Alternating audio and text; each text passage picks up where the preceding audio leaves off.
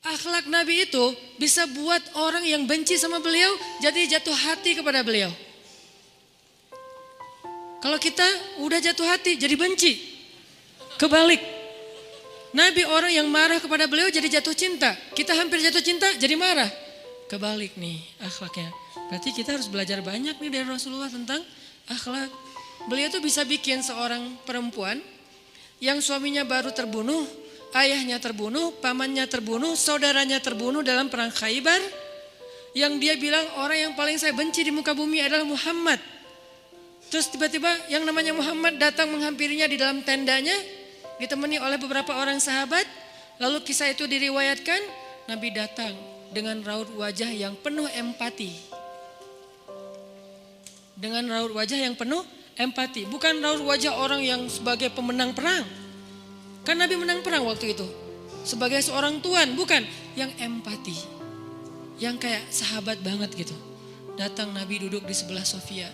Sofia diam aja, marah banget. Cuma dia gak bisa ngapa-ngapain karena dia berstatus tawanan perang. Mau gimana coba? Mau dia tusuk? Gak bisa, dia sendiri. Dan dia takut bahwa dia akan diperlakukan seperti umumnya orang memperlakukan tawanan perang. Karena dia belum paham, belum kenal Rasulullah. Dia kaget ketika Rasulullah SAW minta maaf sama dia. Kaget, gak ada cerita orang dalam perang yang menang minta maaf kepada yang kalah. Ada gak cerita kayak gitu? Gak ada tuh. Yang menang minta maaf sama yang kalah. Maaf ya kami menang. Jangankan perang, sepak bola aja susah nyari yang kayak gitu kan ya.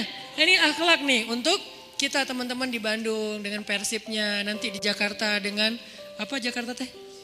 Persijanya. Nanti yang menang siapapun yang tanding, maaf ya menang. Dari mana lo akhlak kayak gitu? Rasulullah. Karena yang itu lebih serius loh daripada bola. Bola kan cuma permainan, entertain, olahraga kan. Gak seserius perang. Perang itu serius. Kalah itu meninggal artinya terbunuh. Kalau kita kalah paling ya kurangnya apa? Nggak dapat skor gitu, nggak dapat poin. Kalau itu kalah terbunuh. Nabi datang minta maaf dengan ekspresi empati yang tinggi, yang dalam. Nabi itu kayak ngerasain banget perasaan Sofia. Minta maaf, menjelaskan.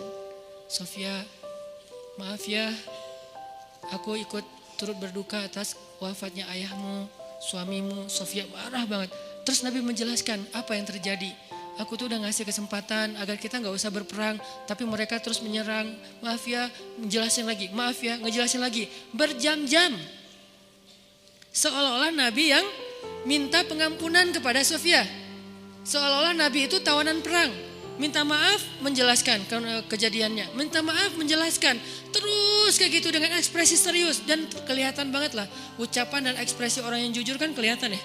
Jujur bahwa beliau tuh empati banget. Bahwa beliau juga berduka. Terus sampai Sofia dari yang tadinya lihat ke bawah nunduk marah. Lama-lama ngelihat ke arah Rasul. Ngelihat ekspresi Rasul serius banget, malah dia jadi kasihan.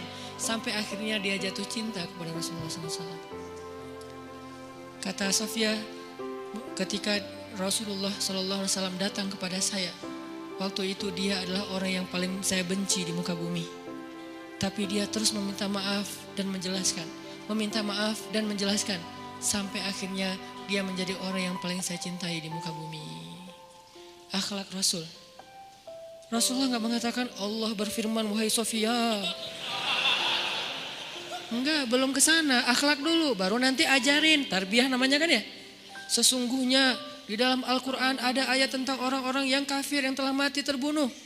Enggak, Rasulullah tuh tahu. Jangan ngomongin tentang ayahnya yang mati terbunuh, ibunya yang pamannya, suaminya yang mati dalam keadaan kafir. Nabi gak mau ngomongin itu, kenapa? Menjaga perasaan Sofia. Kok masih dijaga sih perasaan, kan mereka beda agama, mereka orang kafir. Inilah akhlak Rasul.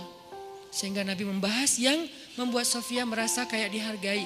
Sebagai seorang janda, sebagai seorang perempuan, sebagai seorang yatim. Sebagai seorang tawanan. Sehingga dia takjub dengan akhlak Nabi. Akhirnya dia cerita, ya Rasulullah, belum beriman udah manggil, ya Rasulullah, saya pernah bermimpi bahwa dalam mimpi saya melihat ada rembulan di atas kota Madinah, lalu jatuh ke pangkuan saya. Jibril turun bilang ke Rasulullah, apa maksud dari mimpi itu?